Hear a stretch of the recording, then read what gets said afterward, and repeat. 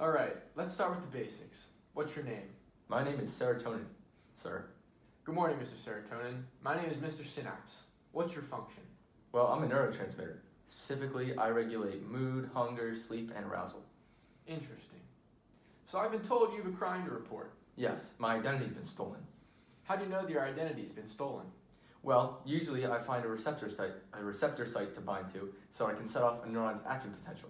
But recently, I'm noticing that all the receptor sites are being taken up by a chemical other than me. I don't know who's doing it. Well, do you have any evidence?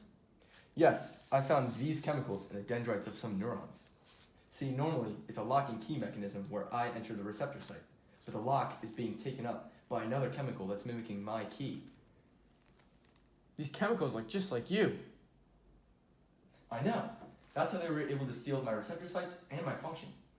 I've seen a case like this before.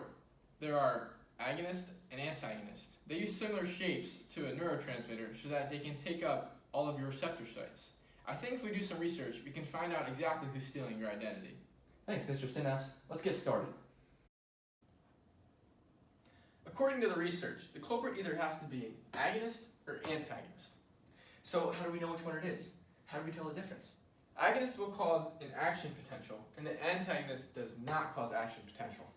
So if it was an agonist, it would mimic what I do, but the antagonist just takes up the receptor site and does nothing. Interesting. I think we need to call one of them in for questioning. Let's talk to the agonist.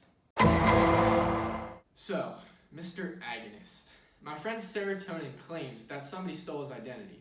As a result, there isn't enough serotonin being picked up, and the body is experiencing depression. So why am I here? We found traces of agonist and antagonist in the neuron. We think it's you behind all this. Sorry, officer, but it wasn't me. I take receptor sites, but I still carry out the same effects as the neurotransmitter. You said the body is depressed, so that means none of serotonin's effects are going through. I think your culprit is an antagonist. Maybe you're right. So let's assume it is an antagonist. Give us some more info on his whereabouts. He's taking up serotonin's receptors. That means there's no serotonin at the site, and no serotonin means depression. So if we want to find the site, then we have to go somewhere where there's a lot of depression? Exactly. I know just the place. So, do you think Mr. Agonist was right? What if he was lying, and he was really the culprit? I did some more research. He was right.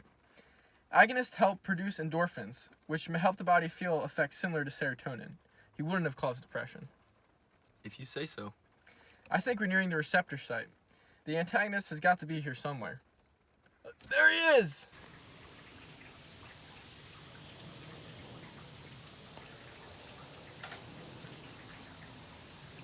Let's get him! Where'd he go? He was just here. Oh, I don't know. Let's ask that bystander if he knows where he went. Sir, have you seen this man? He's a wanted criminal. No, I have not seen that antagonist anywhere.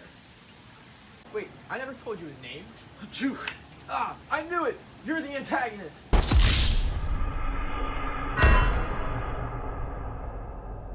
Well, Mr. Antagonist, you're guilty of impersonating some neurotransmitters. I was just trying to bind to some receptors, man. Well, it looks like this brain day case is closed.